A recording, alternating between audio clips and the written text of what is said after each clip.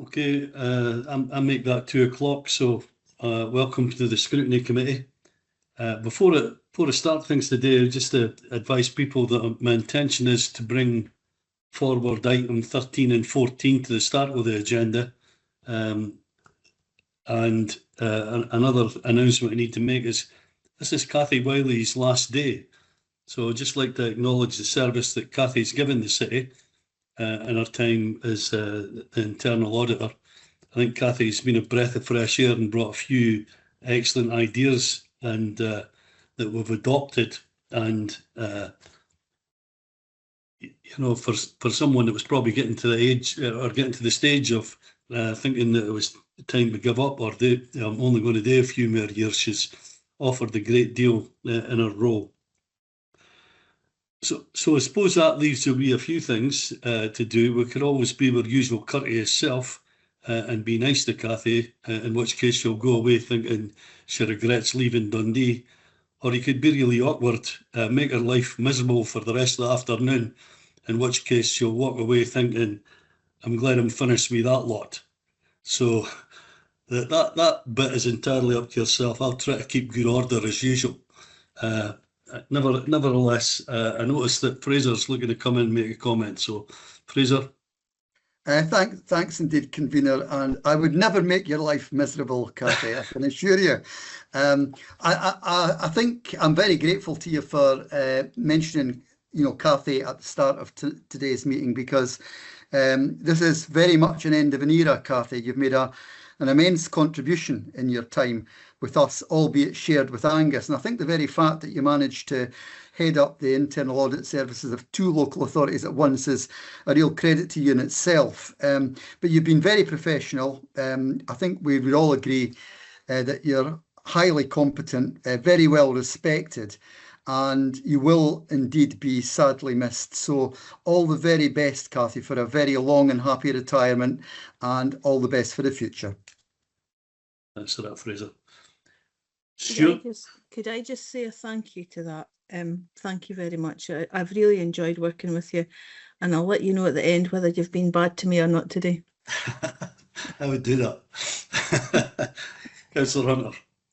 Yeah, no, I just want to echo both your comments and Bill McPherson's as well. So I've obviously only been back on scrutiny for the last few months, and you've always been really helpful to myself and to all colleagues. And you do answer sometimes my really stupid questions really well, and don't give away the fact that it's probably a stupid question. So thank you for all your diligence. And as Fraser said, the fact you've been working for 2 local authorities at the same time, I think it's just a credit to yourself. So I hope you have a great retirement. I hope by the end of today you're not missing us too much, and all the best for the future. Thank you. Cheers for that. And Willie, we'll head over to yourself if there's a roll call to be taken or anything.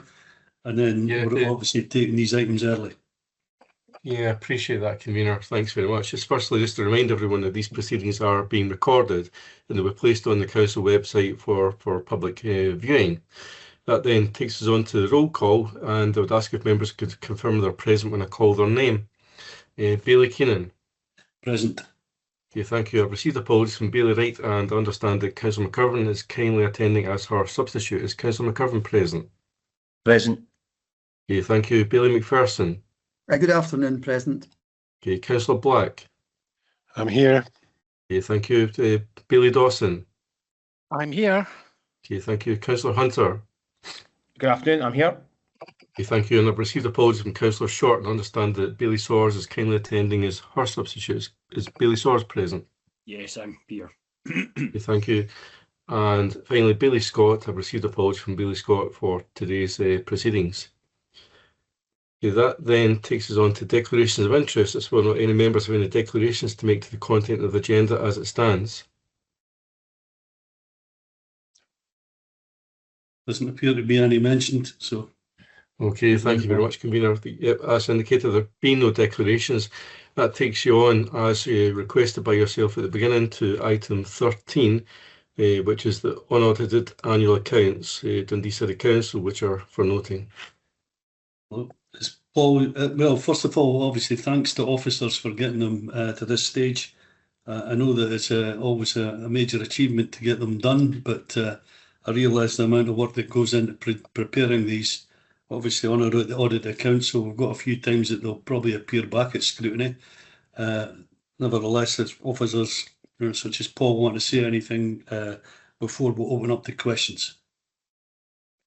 Thank you, convener, and I'll certainly pass on those thanks to the staff that have been involved in the preparation of the accounts. So the report sets out the City Council's unaudited accounts for last financial year, and really just for noting and then instructing to send on to Audit Scotland for audit, and following the audit, the audited accounts will return to Scrutiny and Audit in September. As with previous years, the intention will be to hold an elected member briefing to go over the detail in the accounts and the key movements in a bit more detail, and allow all elected members the opportunity to ask any questions at that point. But I'm happy to take any questions of members have just now. Okay. Billy McPherson. Thanks, convener, and thanks, Paul, for the introduction. And I would concur with you, convener. It's a massive exercise to get to this stage, and I'm very grateful to officers for all the hard work that they put in to achieve that. I have a very high-level question, Paul, at this stage, and it's about the information which I think we already knew on page 15 of the substantive page numbering about the level of the capital plan 2026 to 31, which is nearly £300 million worth of investment over 5 years. I think we're all aware that the council, like others, is under significant revenue pressure. And I'm just really wondering if officers are confident that given these revenue pressures, do we absolutely have the capacity to deliver the full capital programme without adding to these revenue pressures over the next 5 years? Thanks, Billy McPherson, for the question. So I can confirm that each year when the council seek to approve the capital plan, there's a report included within the capital plan that sets out the prudential indicators. As you say, a significant proportion of the capital spend that the council incur is funded from borrowing. But within those indicators, I'm confident that the current level of borrowing remains affordable, but we'll continue to review that in terms of future reviews of the capital plan and pick up on any wider issues as part of the regular monitoring reports. Yeah, that's most helpful. I'll save anything else for the briefing, Paul, but thanks very much. Thank you. Yeah, Paul, maybe can I ask the question? It's in relation to long-term liabilities, and I noticed that Dundee House is still down as a long-term liability, somewhere in the region of £21 million. Why is that? Why does it still sort of sit on the books when it's a building that we lease from someone? Thanks, Daly Keenan, for the question. So in respect of the liability will set out the outstanding amounts that the council are still to pay in respect of the lease agreement. So any... is that the lease agreement over a period of time? So that would be sort of... Yeah. So the remainder of the leasing agreement, that the council are committed to making those payments over the period of time. Yeah, and would that liability also cover sort of what would be deemed to be maintenance? Should the sort of lifts need replaced or whatever over that period of time then? And perhaps maybe at some time we could get the number of years that's left on the lease to get an understanding of what that is. Not expecting you know that now, but... Yeah, thank you, Billy Keenan. Happy to take it away and provide further detail in terms of the terms of the lease agreement and what's included within that payment, together with the remainder of the period of time outstanding. Thanks for that. I don't see any further questions. Is this report 13 then agreed? Yep, okay. Thank you. We'll move on, Willie. Okay, thanks very much. As requested by the convener, that then takes you on to item 14, section 106, charities unaudited annual accounts for the year ended 31st of March. And I can advise that the accounts are attached to the report and are also listed separately on the agenda. You're asked to agree the recommendations of the report. Okay. Again, is there any questions for Paul at this stage? They'll be coming back to it as well. once the auditors have been over it. Don't see any questions on this report, so is that report agreed? Okay, thanks very much. So if you want to just take me back to the agenda, the start of the agenda, then we'll. Yeah, thanks very much. These items early. Yeah, thanks very much, Convener. That takes you back to the agenda as submitted, and it takes you on to section A, scrutiny report items. And the first item there is item 2, inspection of St Paul's RC Academy. This is for noting. It's a report by Glenn Lloyd, and Kirsty Small, the head teacher, is also on the call. Okay. Well, sorry, Glenn, are you looking to say a few words on this report to start with? Or? Yeah, thank you, Convener. So, yes, inspection of St Paul's Academy, last inspected 13 years ago in 2012, and it received 2 satisfactories in 2 weeks. This time it's received 2 satisfactories and 2 good. So obviously an improvement over that time. Particular praise, as you can see in the report, for the head teacher, Kirsty Small, who's just been said is here today to answer any questions. Kirsty's been in post for the last 3 years. There's a number of strengths outlined in the report, but equally there's also some areas for improvement and development, and we'll work with the team to implement those areas for improvement and development. So I'll pause there. I'm conscious there may well be some questions. Yeah, Billy McPherson. Yeah, thanks, Convener, and thanks to Glenn for the introduction. I think this is a very positive report, and although it's quite difficult, it's a bit like trying to compare apples and pears with inspection reports in the past, because they keep changing the criteria. But I think anybody with half an eye can see that this is an improvement on the last time the inspection took place, albeit rather a long time ago. So, you know, many thanks to Kirsty and her team for all they're doing at the school. You know, as I've said before many times, any time when the majority of areas for improvement talk about continuing work that you're already doing, I think that shows that you're getting things pretty much right. I do have one question, and it's around the area for improvement, where it says senior leaders should develop a whole school strategy for raising attainment in partnerships with staff, parents, young people and partners. And I was just really wondering what progress has been made in that respect in relation to that area for improvement. Kirsty, answering that one. Yeah, thank you. And first of all, thank you for giving me an opportunity to come in to feedback on some of this. So what was confident, or what we felt confident about, was the areas that they had highlighted, we'd actually highlighted ourselves. And going back to Fraser's comments, that they did talk about the proposed plans that we had, but they could obviously only comment on what has actually happened. So they were happy with the plans that we had. So we've changed, for example, the number of national fives and hires that we're proposing to align to this year for our curriculum sort of rationale and our strategy. On top of that, we've already had an increase that we can report from last year's literacy and numeracy. So from our BGE, that's the end of 3rd year levels. Level 4, which would be beyond national, it's higher than that. So we had 37% of pupils achieving literacy last year. We've managed to get that up to 51% now this year. And for numeracy, we had 37% at level 4, and we've managed to raise that to 51% of pupils. And that's just in the space of this year. So that was because we'd already recognised that as an area that we wanted to develop. So we're going to continue with that. And it is about really transforming what is happening in the broad general education to make sure that we're raising that attainment as we go through into the senior phase. But happy to take any further questions around that. Okay, could I just say thank you very much for that, Kirsty. That's very positive progress indeed, I have to say, and very pleased to hear that. So I think that this is very much a case of good work being done at the school, and very much being, you know, an excellence clearly taking place. So very pleased to hear it. Thank you. Thank you. Councillor Hunter. Yeah, Billy McPherson has actually just asked the question that I was going to ask, so I won't ask my question, so I'll just make a comment instead and just say I think this is overall an excellent report, and I think it's a credit to Kirsty and all the staff in the school. And in fact, I was in the school just 2 weeks ago for the prize giving, and it was clear the leadership and how much the young people are you know, kind of feed off that.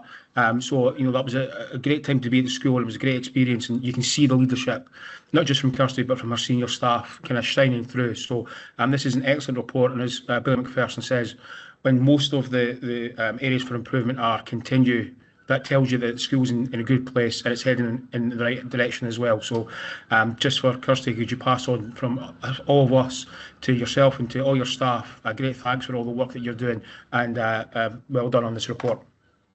Thank you very much. Yeah, I think I'll echo that. On the night of the prize giving, I'm sure I was there listening to the bagpipes as you walked through to the hall, trying to make a phone call at the time, but somebody else got the benefit of the bagpipes as well. Excellent feedback from the point of view of yourself, Kirsty, from the point of view of the differences you have made in numeracy and the likes. So excellent. If you can pass that on, because every member of staff plays a role in these things. Now pass it on to members of staff. Hope they have a nice time over the summer and come back really refreshed and take that off with the 51% to 70 odds next time. We'll keep our fingers crossed, but obviously we want to see the best, like teachers do, want to see the best of the children in the city. So thanks very much for that. Is this report agreed? There's no further questions that I see. Okay, thank you very much. Let's move on then, Willie.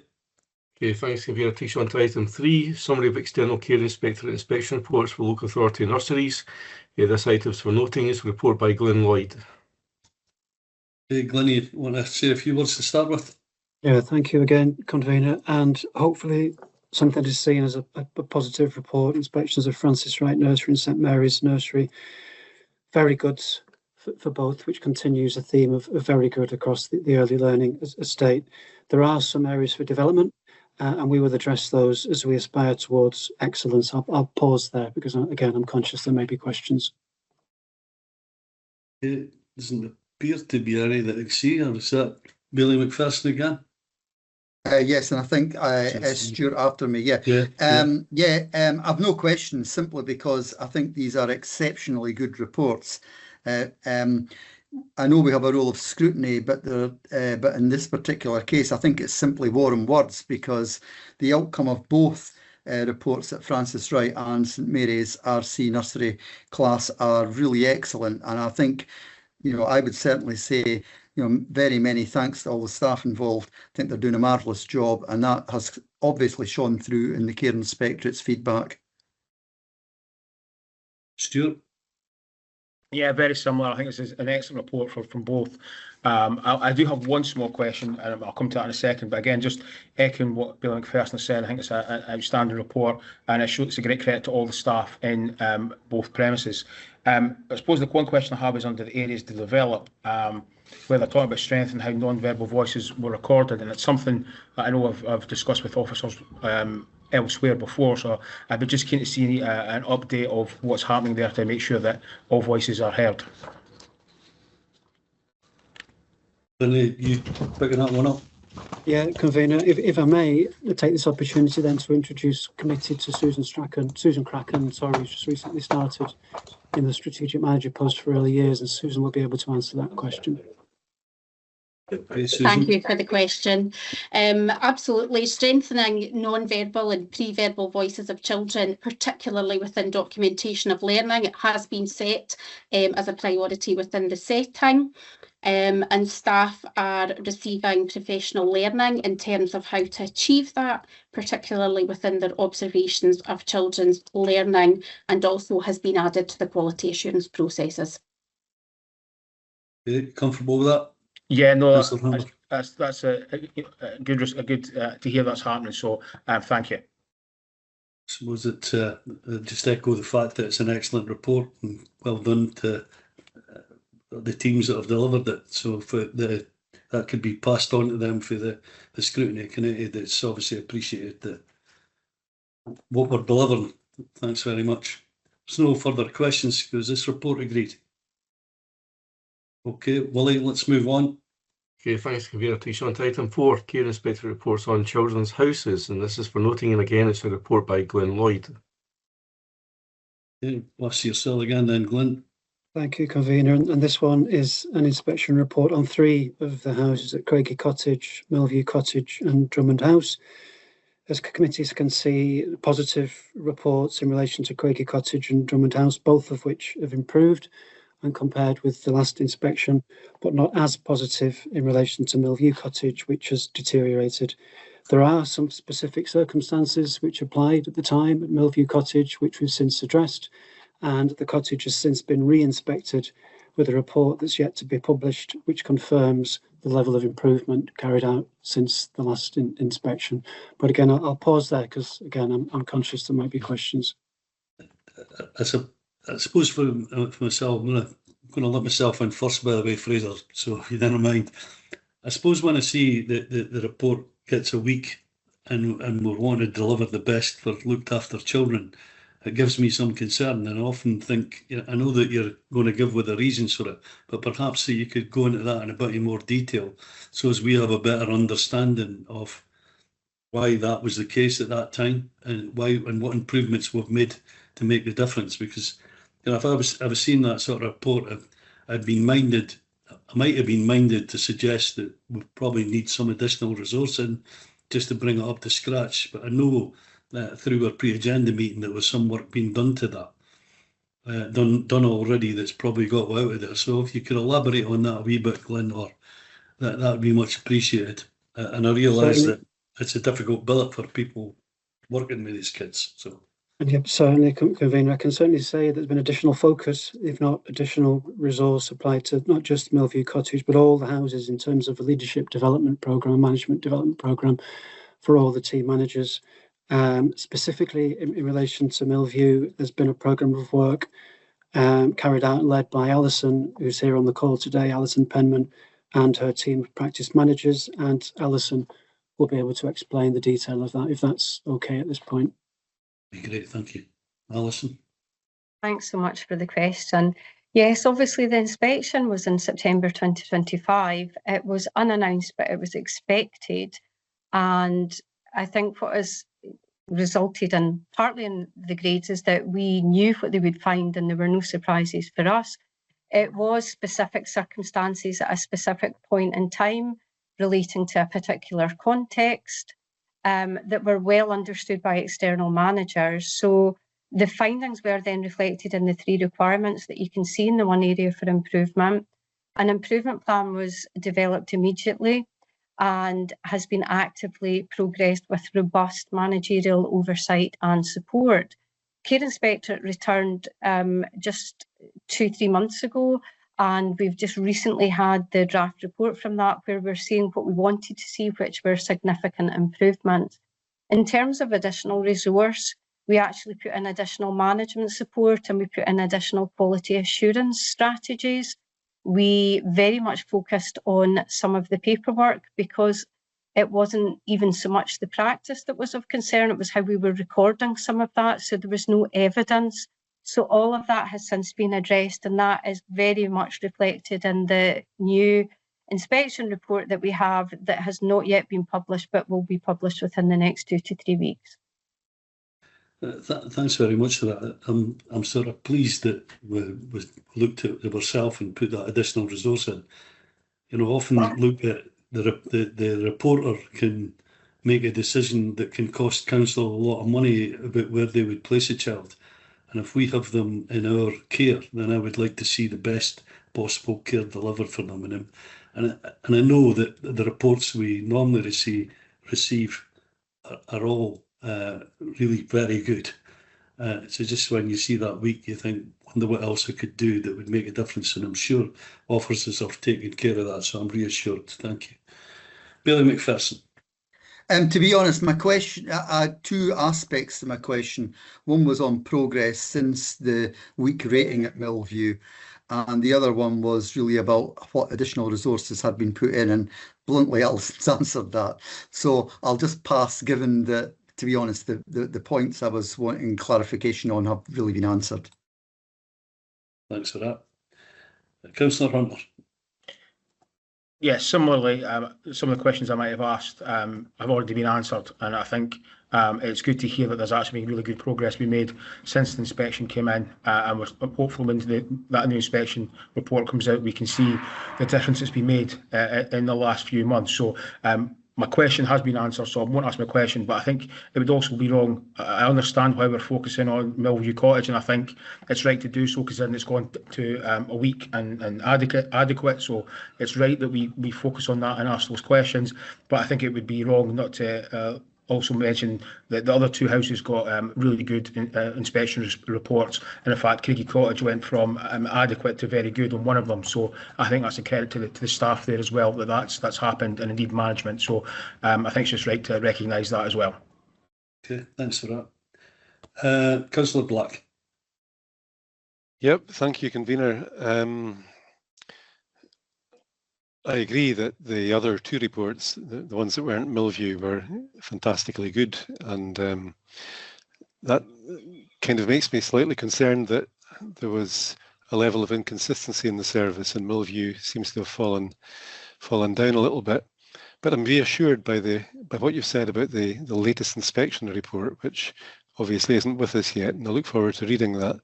Could I just ask a specific question about the paragraph at the top of page 31, or that's 77 in the big black letters, where we say that the service had implemented a model of debrief. They focused solely on the experiences of adults and failed to consistently identify learning or evaluate the experience of the young person who had been subject to restrictive practice, by which I mean, I suppose, being kept in or being restrained. And that hasn't been met according to this report. So can we be sure that that has been dealt with, and can you tell us how it was dealt with? Glenn, are you responding to that, or? Yeah, we can confirm that has been dealt with, and Alison will provide the details on exactly how in the current position. So again, thank you for the question, and you're absolutely right to ask that in relation to that. So the set of circumstances that resulted in that evaluation and that's referring to were particularly in relation to one young person who was placed within Millview at the time, who had significantly complex needs. Now, obviously, we wouldn't go into further detail of that, but it was leading to restrictive practice that wasn't being documented in the way that we would have wanted it to be documented.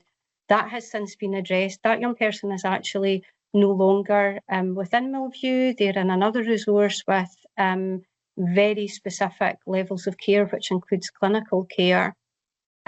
So the situation in relation to the particular individual has been addressed, but a lot of the restorative and reparative work with Millview subsequently to that was about thinking about what restrictive practice looks like. We now have documentation across all the houses, and we've quality assured that, and there's been a recent audit of practice across our children's houses, which primarily came out as good and very good in relation to the handling and the practice around our children and young people. So we have addressed that, and again, that requirement has been met when inspectors have come back within the last 6 weeks, so they're satisfied that that has now been met. But as said, that report has not yet been published. Thanks, convener. That's reassuring. Thank you. Billy Sawyers.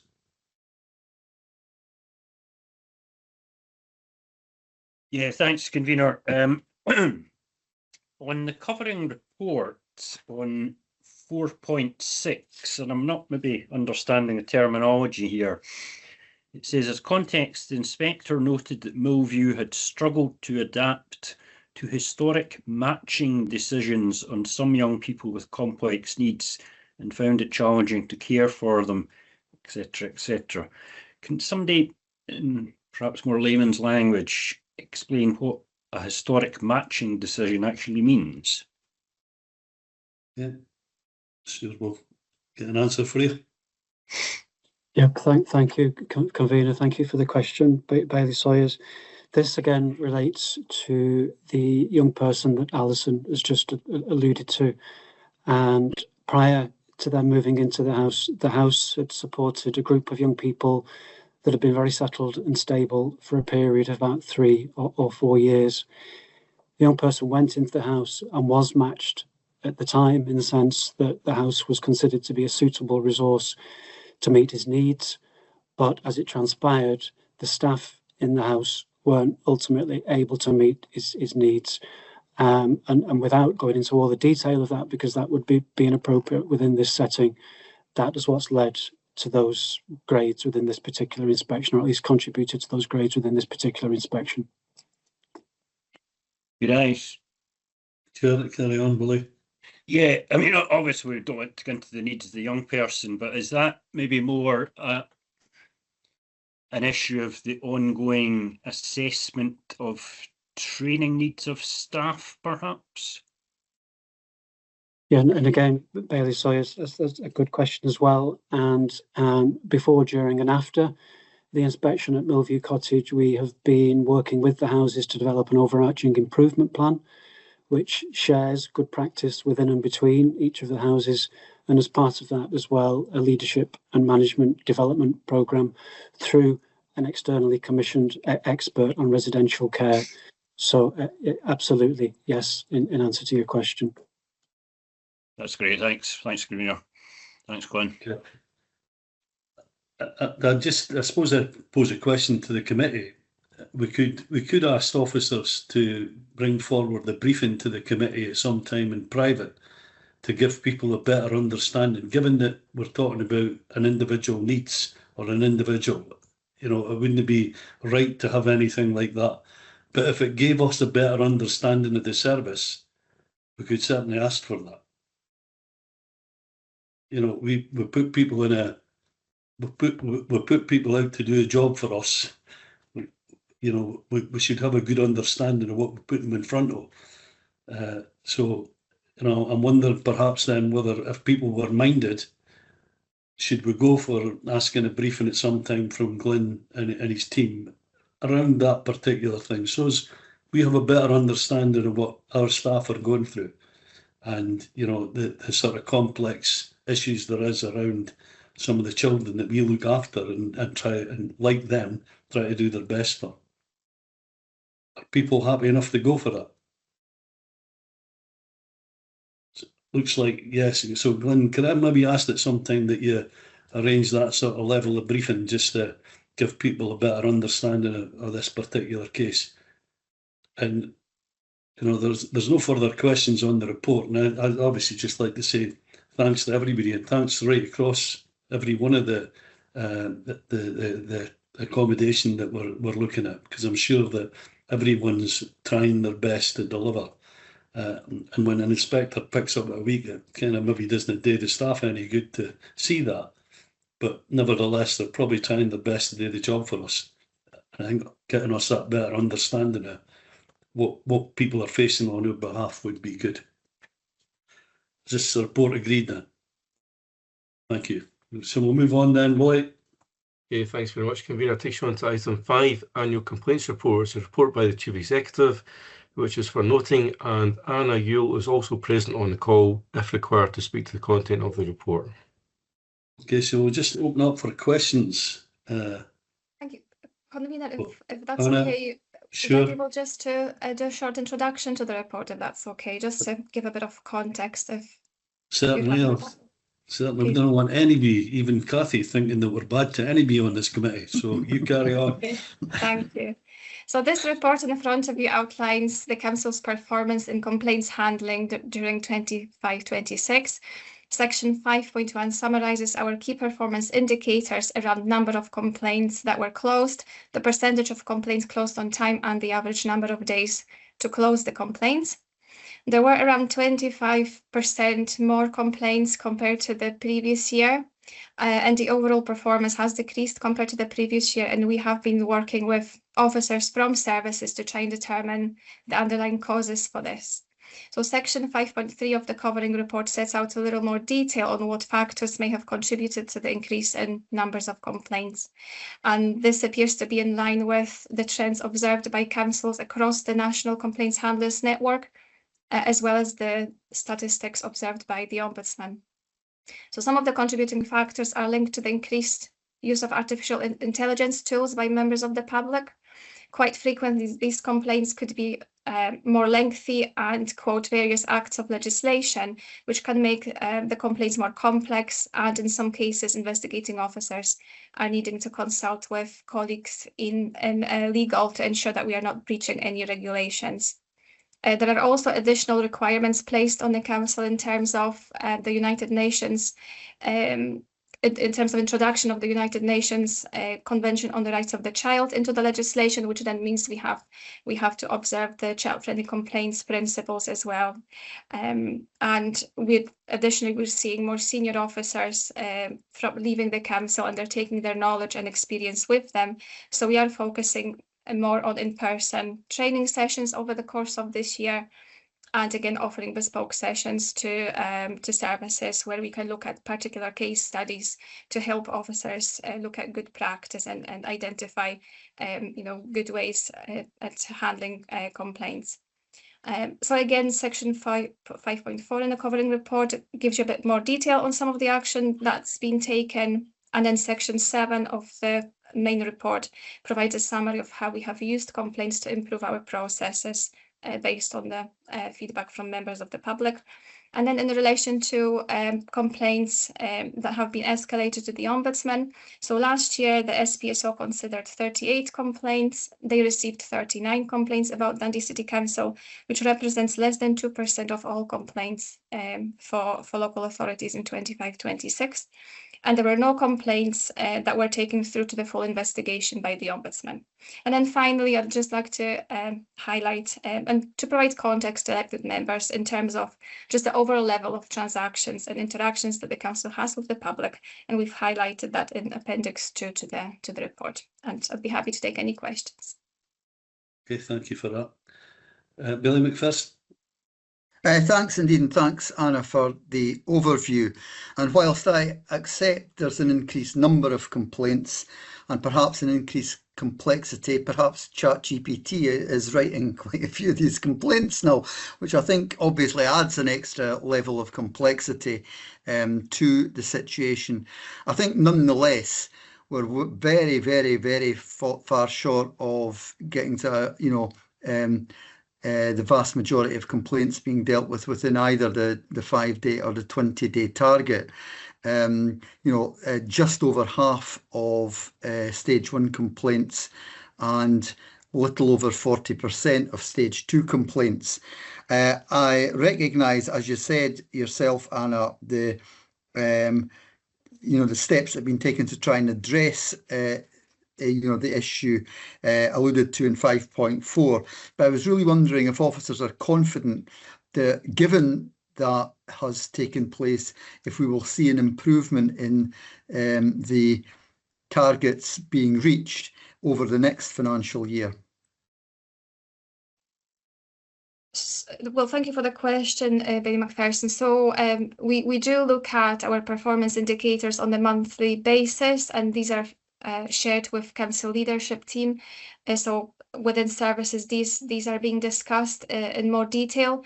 But just looking at the last 2 months of, the first 2 months of this financial year, we have seen a slight improvement in handling of complaints, particularly in relation to stage 2. So we're hopeful that this trend is going to continue and that we will, over the course of the year, see improvement.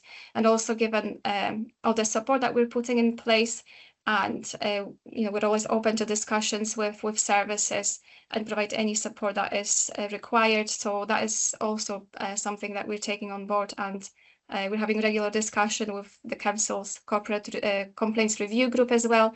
So we're all collectively trying to support colleagues with handling of complaints, and hopefully that will lead to improved performance over the course of the year.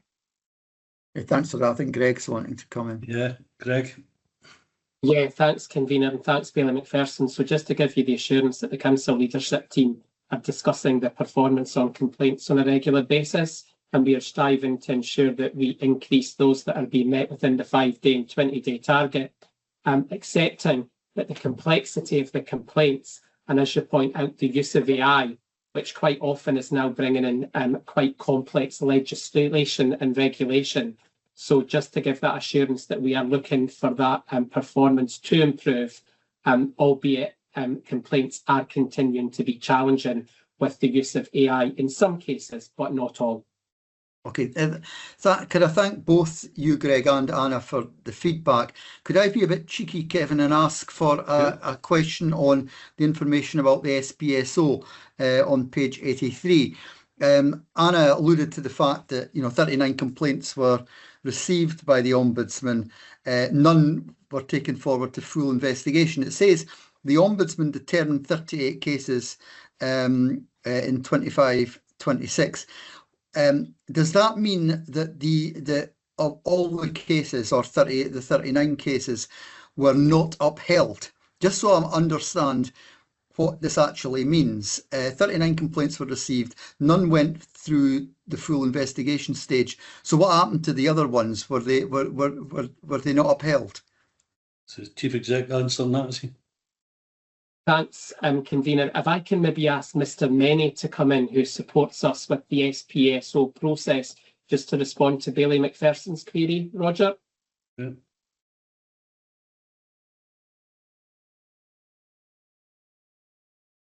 Thanks very much, Greg, and thanks for the question, Bailey McPherson. The Ombudsman considers whether anything would be gained by conducting an investigation, and if they satisfy themselves that what the Council has done is reasonable in all the circumstances, they would tend not to carry out an investigation themselves. My understanding of all those cases is that the Ombudsman determined that what the Council had done in responding to the complainant was reasonable in all the circumstances, and therefore did not feel the need for any further investigation. That explains it completely, Roger. Thanks very much. Okay. Councillor Black. Thanks, Convener.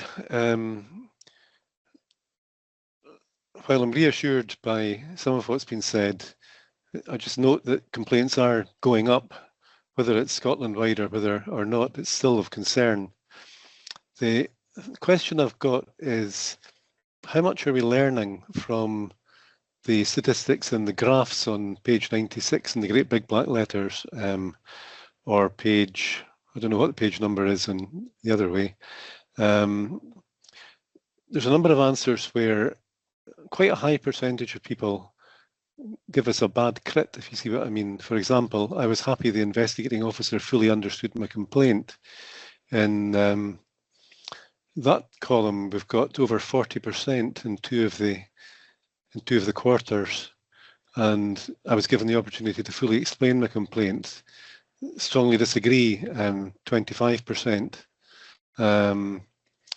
And overall, I was satisfied. Well, I suppose this is not so surprising. Satisfied with the handling of my complaint. Over 50% strongly disagreeing with that.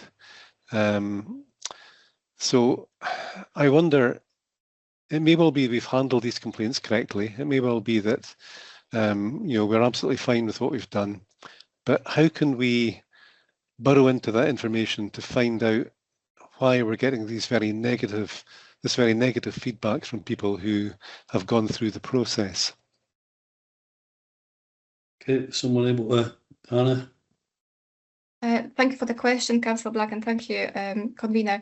So the surveys are anonymous, so we don't capture details of every person who provides us with a response. However, there is an option for respondents to leave comments and their contact details in the survey if they wish to be contacted. So usually what happens is I go through the feedback on the survey, and if I can follow up, if I can identify the complainant and link it to the complaint they've made, I then liaise with the officers who investigated, or with the team who were overseeing the complaint, to see if there's any improvement action that could be taken forward, or identify any learning needs. Overall, the feedback from the survey is you may have seen in the report the response rate is quite low. It's around between 19 to 30%. So we're cautious as well in terms of how we interpret that. However, any feedback that we are able to glean from the survey is then fed back into the complaints training.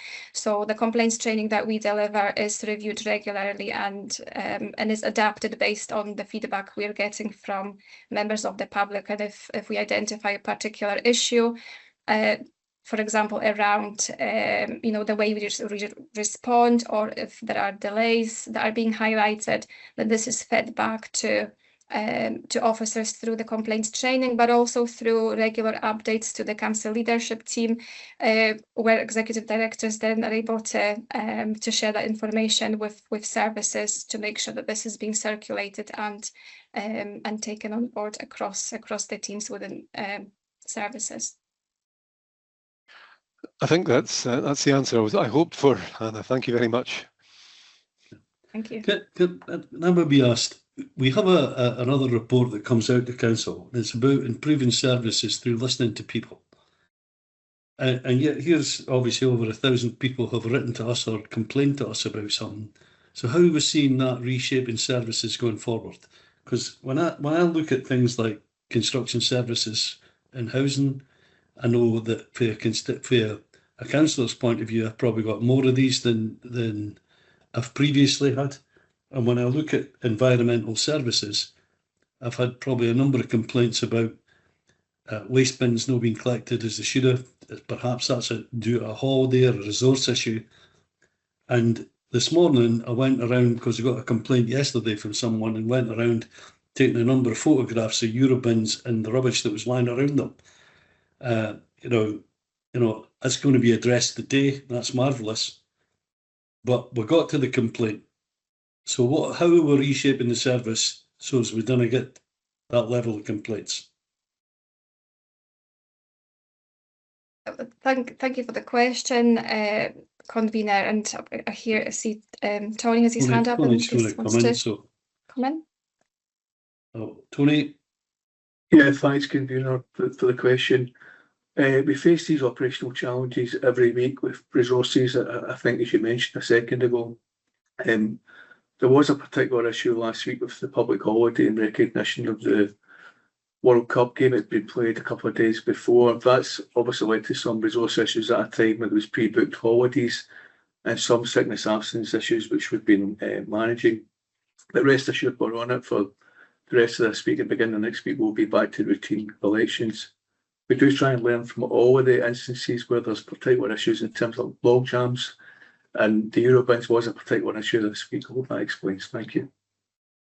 Thanks very much for that, Tony. It's much appreciated. And I know when I talk to the environment team, they can't do enough to help you. I just think sometimes we maybe just don't have the resource there, but Okay, thank you. I see no further reports, so no further questions. Could this report be agreed? Thanks very much. Okay. Thanks, Convener. Takes you on to section B, audit report items, and the first one there is item 6, internal audit reports, a report by Cathy Wiley, who's present, and this is for noting. Okay, Cathy, would you want to say anything on this report? We've eventually got to you. If you could sneak in how much you like or didn't like at the moment, or save it up for later. Thank you, convener. I'll just say a little bit about each of them. But before I get to the first one, just to say there are 6 reports coming that have been finalised since the last time that we reported to committee in April.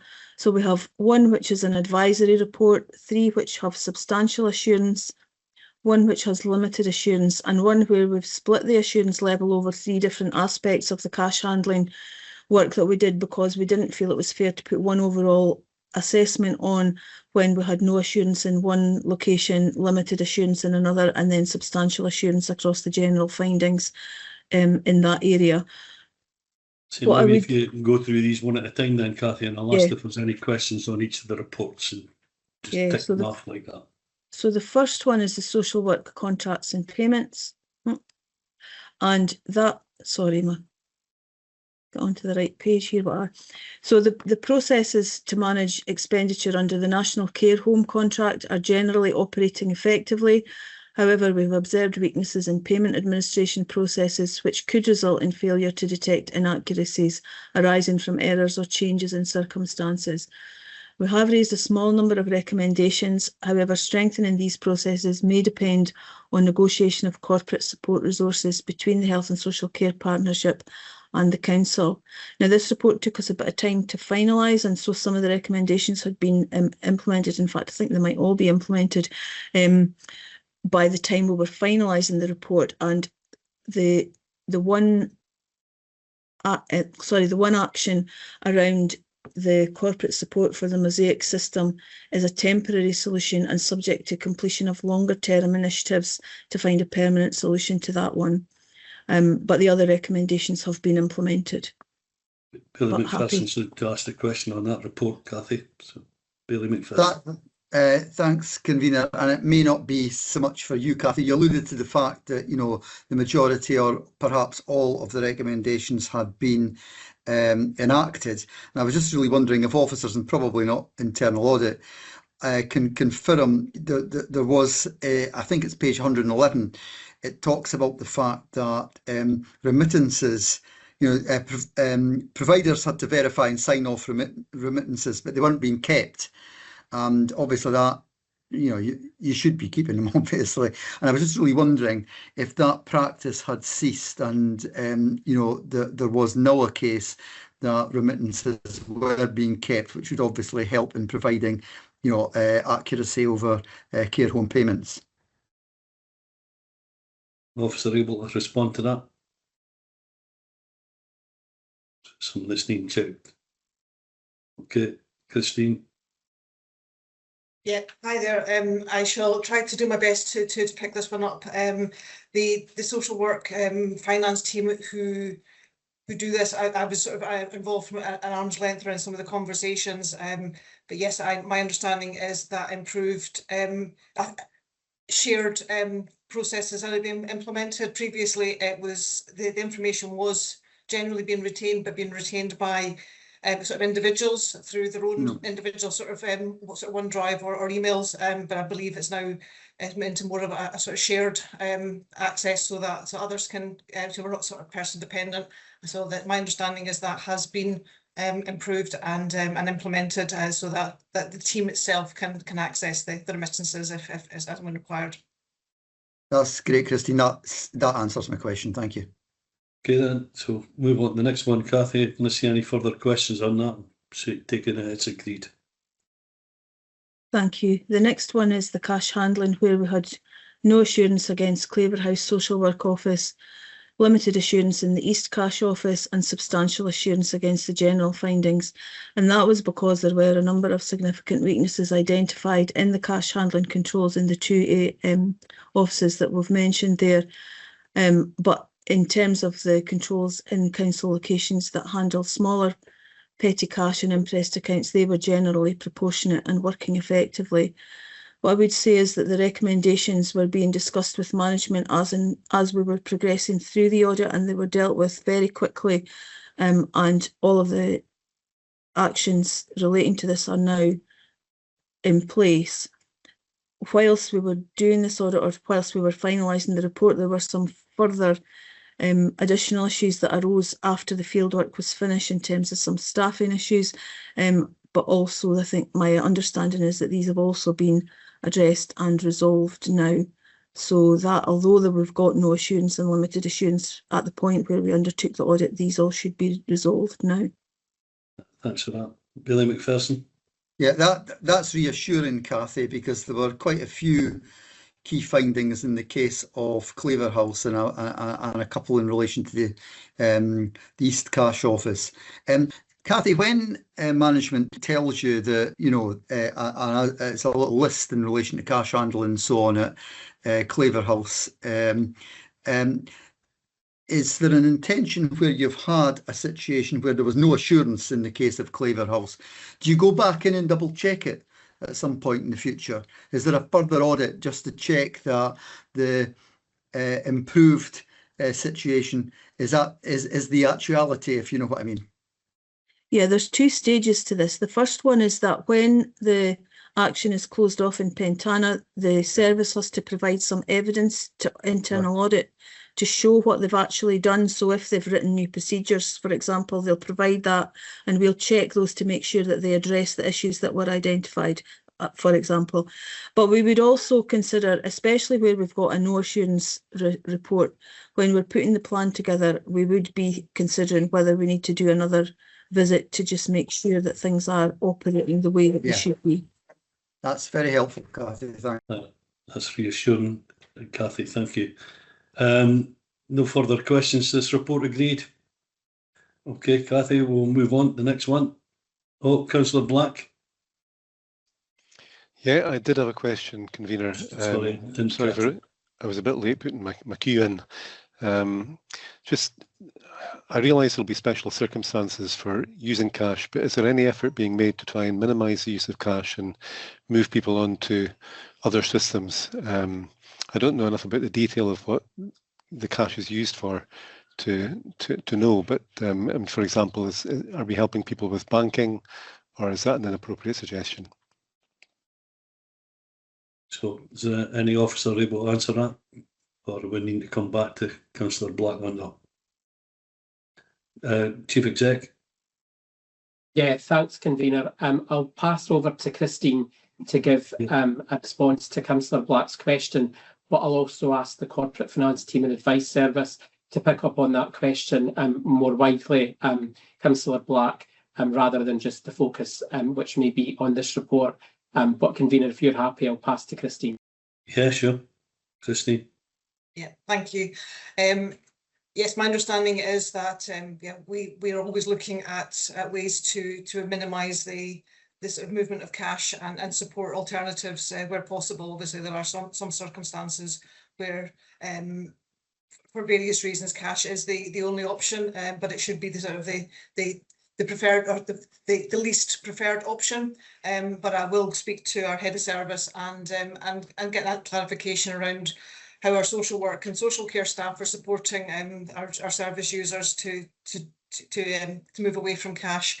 And as Greg's also saying, we're obviously working with welfare rights and wider parts of the council as well to support people in terms of getting bank accounts and moving away from that need for holding cash and providing that cash. You okay with that, Councillor Black? Yes, I think Greg was wanting to bring someone else in to provide wider context, or was that for later? Claire, is Claire coming in as well? Sorry. Thank you, convener. Thank you, Councillor Black. Just to add to what Christine had said, in terms of sort of wider cash handling, our ambition is absolutely to reduce the amount of cash that we use and to provide the services across the council, because we realise there is a risk with cash handling, and there's obviously different elements to that. So we do have that as part of an initiative within corporate finance to take forward. We're at the early stages of that, and we need to obviously assess the scope of that project, but our ambition is just to reduce cash as much as possible.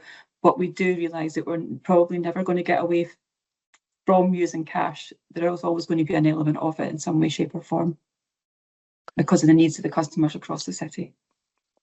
Thanks, convener. That's a good answer. Thank you very much. Problem. Is this report agreed? And we'll move on then again, will we? Or Cathy, sorry. Thank you.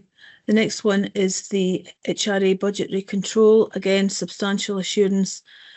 The Council has established policy guidance for revenue and capital budget monitoring through corporate budgetary control manuals, supported by a structured framework of monthly monitoring meetings and regular reporting through governance forums to committee. While the monitoring processes are generally operating effectively, housing is unable to independently monitor or verify construction services costs, which represent a significant element of HRA expenditure, and there are design weaknesses in capital monitoring tools which reduce the effectiveness of the variance monitoring. Management have already taken positive steps through the development of a financial recovery plan and supporting action plan to strengthen the control environment, and therefore we have got a substantial assurance here, and we have only some medium and low recommendations around this report for the other aspects. Okay, is there any questions on this report? Is the report agreed? Okay, we'll move on to the next one. And the next one is the housing stock external wall insulation. This piece of work was requested by the Chief Executive following the identification of some issues that had arisen following a fire that had taken place in a property where there had previously been external wall insulation put into the, sorry, I can't remember the word for it, put into the building back in 2011, 2013 kind of time. So this piece of work was undertaken by Assets, and I do have David Eardley here who will be able to answer any specific questions on the audit, but what we looked at here were two aspects. One was advisory, to look at the failures that had happened and capture lessons learned relating to the works that had been identified after the fire in August 2021 but hadn't been taken forward timeously, and also the building warrants and completion certificates relating to the work that had been done previously back in 2013-14. We also reviewed the delay in implementing the recommendations and why the building warrants and completion certificates hadn't been secured properly for that work. We recommended that housing services should define and communicate roles and responsibilities for housing projects and ensure that appropriately qualified staff are allocated to carry out these roles. This will ensure clear lines of responsibility for specific tasks, including the building warrant process. And secondly, we recommended updating the partnership agreement between housing and design and property, which outlines the principles for the oversight of housing capital project delivery. In addition to the work that we were carrying out, the Housing Service also appointed the Design and Property to review the entire estate to check for any historic issues with building warrants, with a view to delivery of a thorough council-wide compliance check. As I say, there were 4 recommendations here, some advisory, some from the assurance work. We had information today about the completion of those actions. Reading through that information just at a high level, it seems to me that these will have been completed now. My team are still doing some of the check-in that we talked about earlier on in Bailey Macpherson, so we will confirm when we come back in September that these actions are closed, but certainly they look to me as if they will be closed. And I know we have officers here who will be able to give you more information about that if you want that. Thank you. Okay, we'll go over to Bailey Macpherson then. Yeah, that's exactly what I was going to ask, Cathy, if perhaps neighbourhood services could indicate to us, give us some reassurance in relation to regulatory compliance around the gas issue and the building standards, building warrant aspect as well. I suppose it's not really a question about, because it looks like there's a substantial amount of work going on to address the audit. I'm just wondering, in relation to cladding that I've seen on a few buildings, it looks to be deteriorating much quicker than I would have expected it to, whether sections haven't been properly addressed, or or mixtures no mixed properly when they were used, or put up when they were damp or whatever. How do we see them being addressed? Because if they look really, really bad on some particular buildings. Tony? Thank you, Convener. Thank you, Billy Macpherson. In terms of your point, I can advise that we have been undertaking an assessment of EWI across the whole estate. There will be a report forthcoming to a committee in due course on that, which will update exactly where we stand with EWI. More widely, we're carrying out a series of single building assessments across the city's EWI. We started with that a couple of weeks ago with Durrup, and that will continue across the whole estate in the forthcoming months. The EWI report was referred to a second ago. Has been done in concert with Design and Property Services, who will undertake that professional role on our behalf of the quality management system they've got. So I hope that provides some reassurance. With regards to Bailey Macpherson's point, I'd just like to offer the assurance at this stage, Bailey Macpherson, that we have learned lessons from the issues and the recommendations that came out from the ASETS report. The 4 recommendations have been actioned. They are subject to the validation and oversight of colleagues within internal audit, as Cathy had outlined. But if I may just briefly provide an assurance that the service has developed a formal delivery procedure now for capital and planned works. Furthermore, it's developed a process and tracker that monitors all capital projects setting out clear milestones for each stage, timescales, who leads the officers for each part of the process. It's fed into a Waiver Capital Programme tracker group, and that supports the reporting of the housing capital monitoring. This captures information in respect of options appraisal and which projects require reporting to capital governance. The monitoring then feeds into the committee reporting cycle. And should we embark on this type of procurement again in the future, roles and responsibilities from a technical and commercial perspective will be via a service level agreement, employing service development, city development staff to act on behalf of the housing service going forward with a formal delivery procedure. Hope that provides information. Convener. Okay, thank you very much for that, Tony. You happy enough with that as well, Fraser? Yeah, that's fine, Convener, thanks. Okay, there's no further questions. I assume this report's agreed. We'll move on again then, Cathy. Thank you, Convener. The next one is an advisory report around our governance of artificial intelligence. And the review identified that the Council has recognised key processes required as part of efficient and effective adoption of AI tools. The Council is cognisant of the need to build a robust framework to support the life cycle of AI tools within the organisation and has begun to plan for and implement key elements of this. The AI usage policy has been implemented to provide a framework for the procurement, adoption and use of AI tools within the Council, but there are a number of other areas where we still have to fully implement the practice around this. The other thing that the advisory work did also look at was around the prevention of the use of shadow AI tools, which are tools which have been deployed in services or by individuals without having formal corporate approval.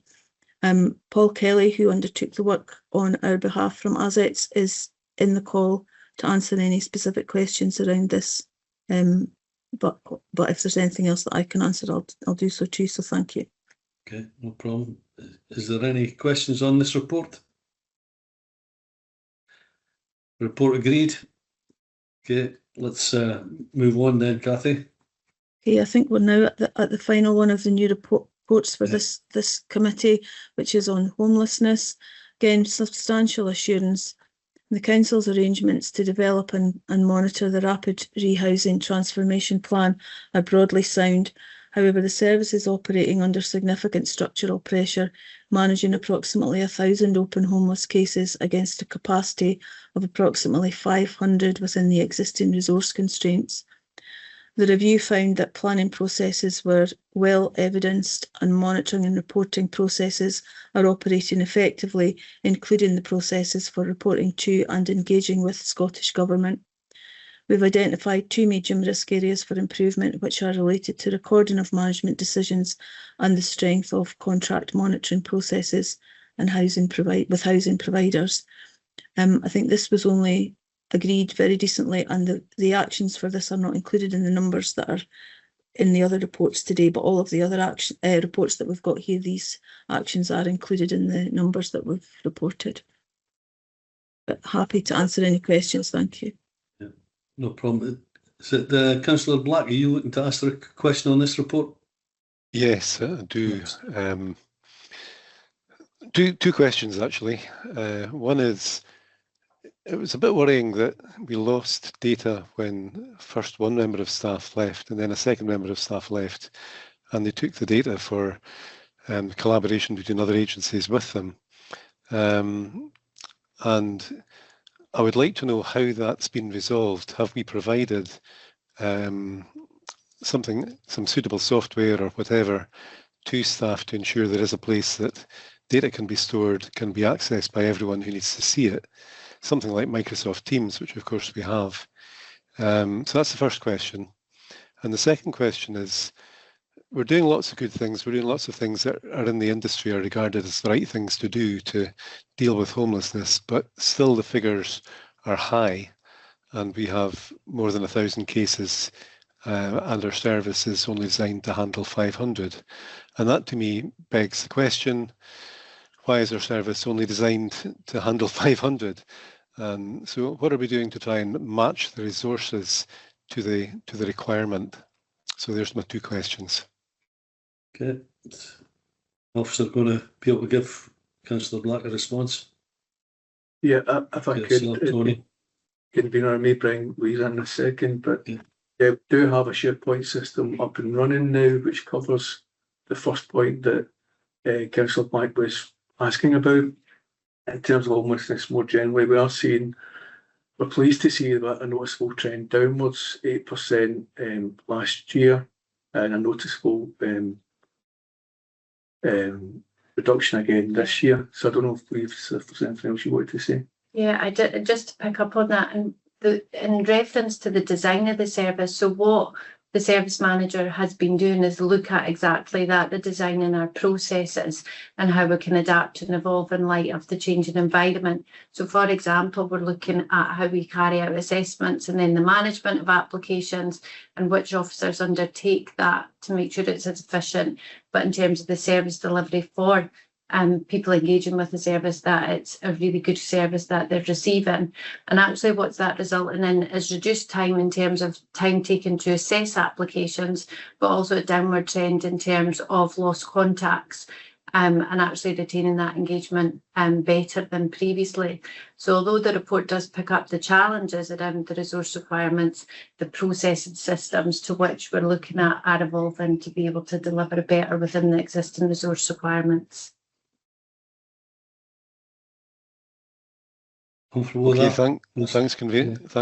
That's that answers my question.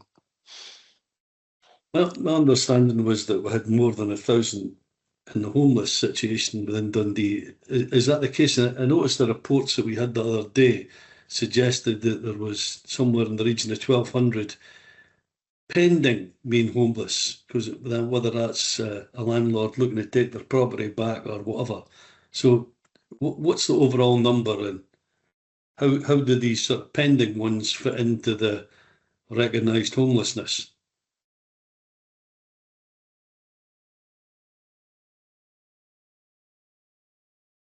Thanks, Convener. We can say there's confirm there's 870 cases that are currently awaiting discharge of duties. So we're working through them, but the number has been reducing. Thanks. What about the sort of the 1,200 pending, Tony? That appears that the reports that we had up the other day seem to suggest there was about 1,200 pending being homeless.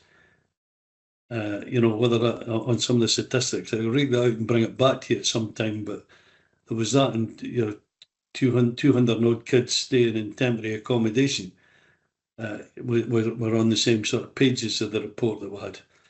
I'm just wondering how that all fits in, if these are ones where landlords are looking to take the house back, or do all these make up that 870? If you'll allow us to look at the issue you're asking about, we can provide you with a detailed response, but we don't have that to hand just now. Okay, I'll do that. Okay, thank you very much for that. There's no other questions on this report, unless, Fraser, I'd skipped you, no? Okay. Is this report agreed? Thanks for that. Willie? Okay, thanks, Convener. Takes us to item 7, Internal Audit Plan Update and Progress Report, which is for noting, and again, Kathy was speaking to that item. Okay, Kathy. Thank you, Convener.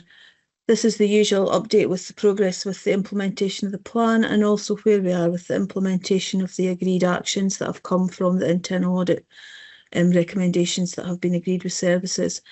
I've also included a bit in here about the mandate and charter, which is really just for you so that you can note that there hasn't been any new guidance around what the mandate and charter should contain since it was approved last year in April, and so I'm not proposing to make any changes to that at the moment. It's just so that you're aware of that, because we are required to review that regularly, so that's the annual review of it for this year. In terms of the progress of the plan itself, I don't intend to really say anything about that. We'll pick some of that up in the next report as well, because it's the end of the year. But I just wanted to say a little bit about the open actions, which are on, sorry, I just have to scroll through a few of these tables to get to it. No problem. Page. So on page 149, we'll have the tables that show you the previous year's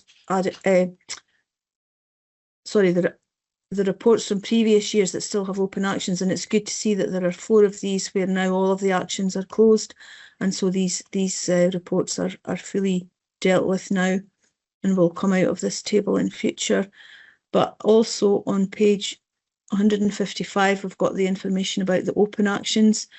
We took the information off the system at the 1st of June, and I know that some of the actions that are in here have been closed since then, but we can't keep up with it and keep changing the numbers. So we're sitting with this at the 1st of June with 83 open actions, which compares with 107 when we reported back in April. So that's been a good reduction. There were 40 actions that had been closed, but obviously we've got new actions added from the reports that have been finalised, and these numbers include 16 new actions. We did in April agree as a group of officers that we would change the way we dealt with actions. So the tables that we've got now, table 1 shows you actions that have not yet reached their original agreed due date, and there are 12 of those at the 1st of June. The balance of that 83 open actions have all gone past the original due date that was agreed for them. Some of them have another date agreed, and some of them don't. We've decided that we won't extend the due dates. We will either meet the action by the original due date that was agreed, or it will become overdue, just to help to try and control these actions more closely than we've been able to do up to now. I would like to see that number coming down. One other thing to say, if you look at the table 2, which is on page 156, it does span a number of audit years.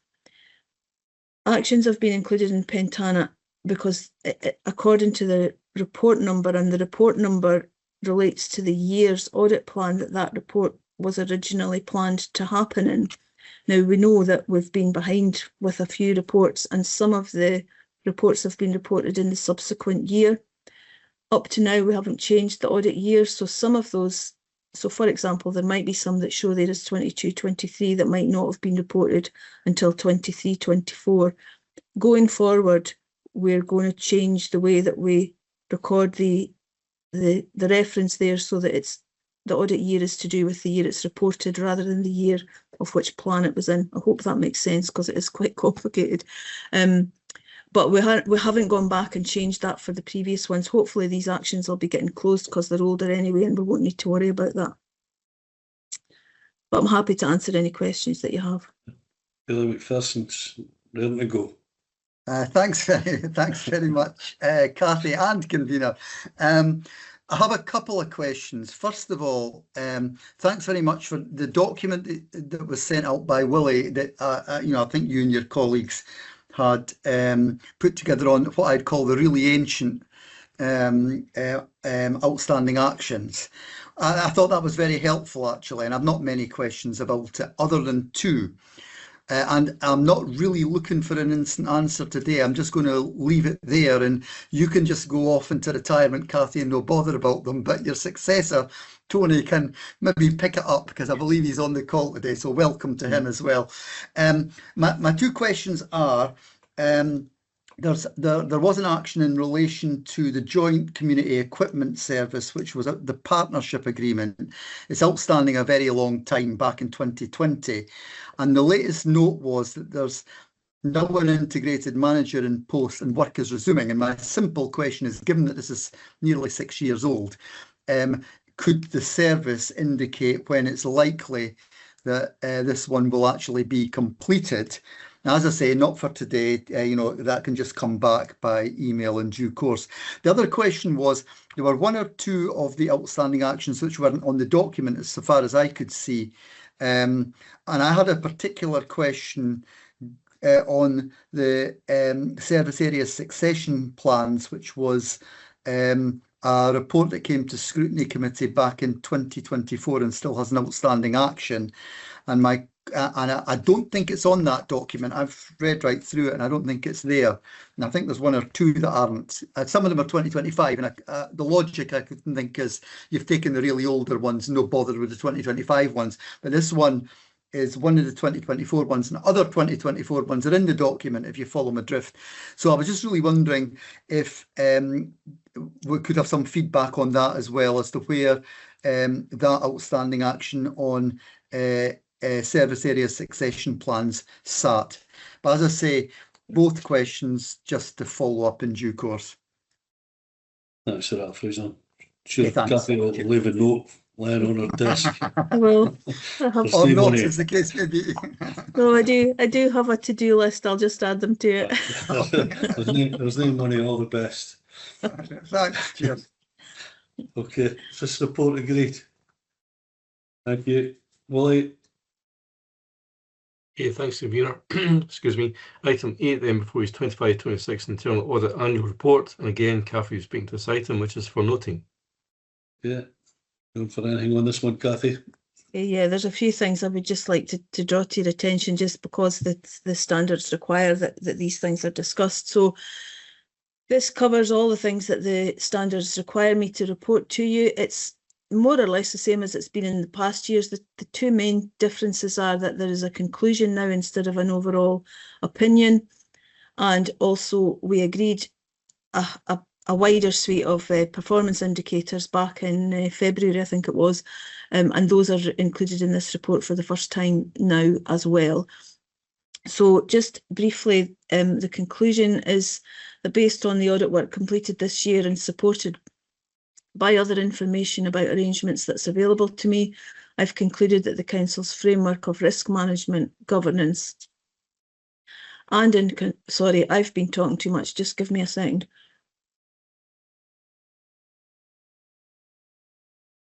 Sorry, I've concluded that the Council's framework of risk management, governance and internal control is generally effective, but with some control areas requiring strengthening, particularly in relation to control design, consistency of application, some older systems and monitoring effectiveness. While a majority of reviews resulted in substantial or comprehensive assurance, a number of limited and no assurance opinions in operational and financial areas highlighted that there are some areas without robust and fully effective control frameworks. These weaknesses will be addressed once the action plans are implemented fully. My conclusion is that risk management and corporate governance arrangements within the Council are adequate and effective. In relation to these limited assurance reports, we've already discussed some of them just now that where we know that we've already got the actions implemented. There is information further in this report, which I'll not go into the detail of today, which summarises the other limited assurance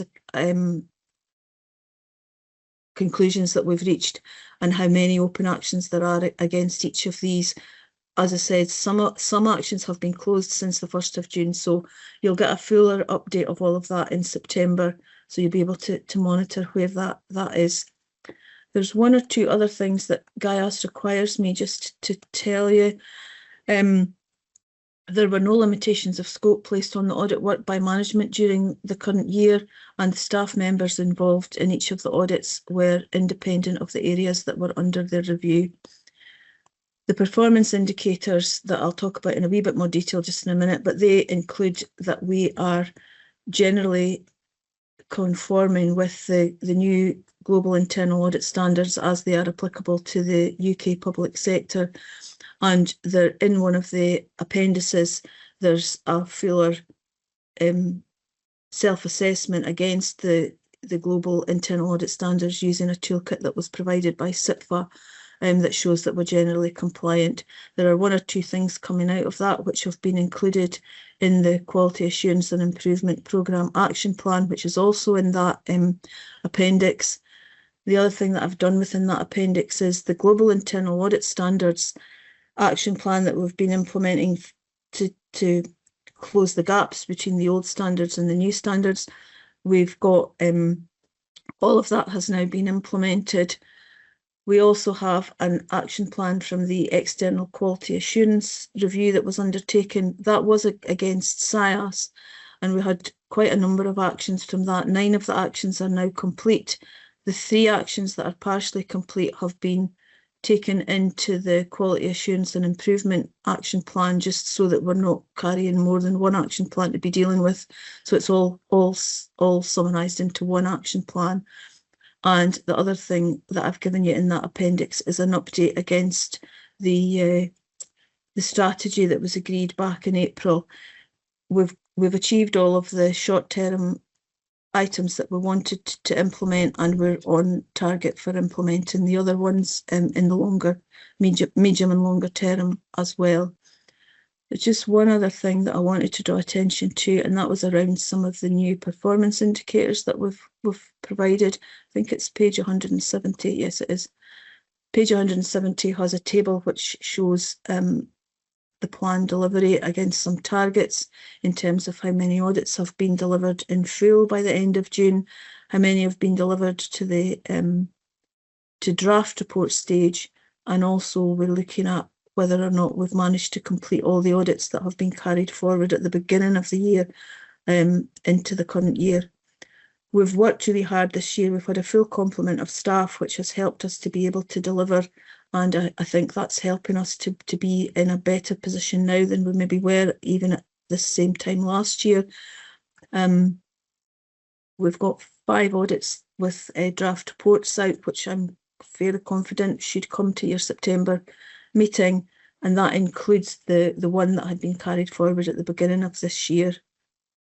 So hopefully that will mean we're going into the new year with a good start for the delivery of the 26-27 plan. But I'm happy. I think I've remembered to tell you everything I wanted to, but I'm happy to answer any questions that you have around that. It just sounds to me like you're leaving the place in half a good shape, Cathy. I hope so. So pretty well done to you, I would suggest. Thank Is you. there any questions for Cathy on this report? No, you understood exactly everything you were told. Good. That's agreed. Okay, Willie. Okay, thanks, Convener. Excuse me. Item 9 is Audit Scotland National Reports, which is for noting. And it's a report by Paul Thompson, and it may be that Claire Gillespie speak to this item. Okay, are you going for it, Claire? Thank you, Convener. So this report, members are asked to note the key messages from the report. This incorporates all the national reports issued by Audit Scotland over the period from October 2024 to December 25. It includes links to the full Audit Scotland reports under each section, but within the paper today there's an outline, so a brief outline of each report, what the implications are for local authorities, and a DCC response. And just to note, going forward, we will report regularly to Scrutiny as long as there's been papers issued, and for the September meeting the report will include the national reports that have been issued by Audit Scotland between January 26 and June 2026. And if the committee is content with the structure, we'll continue reporting in the structure that we've provided today. Thank you. Good. Let's see any questions on this report. Is this report agreed? Okay, thank you. Willie, on the next one. Okay, thanks. Item 10 is other reports relevant to the remit of the Scrutiny and Audit Committee. This is for noting. I think this is another report that Cathy brought to the Scrutiny Committee, and it's really welcome because it gives us the opportunity to go through that, see what other audits have went on, and if need be, call them in to have a closer look at them. So on that score, Cathy, that's one of the excellent bit of work that we didn't get before, which I think is really worthwhile. So I'd thank you for that, and if you want to say anything on the report, go for it. Thank you. No, I think you've said what this report is there to cover, and just if there's any questions, I'm happy to answer them if I can. But it's there for your information mostly.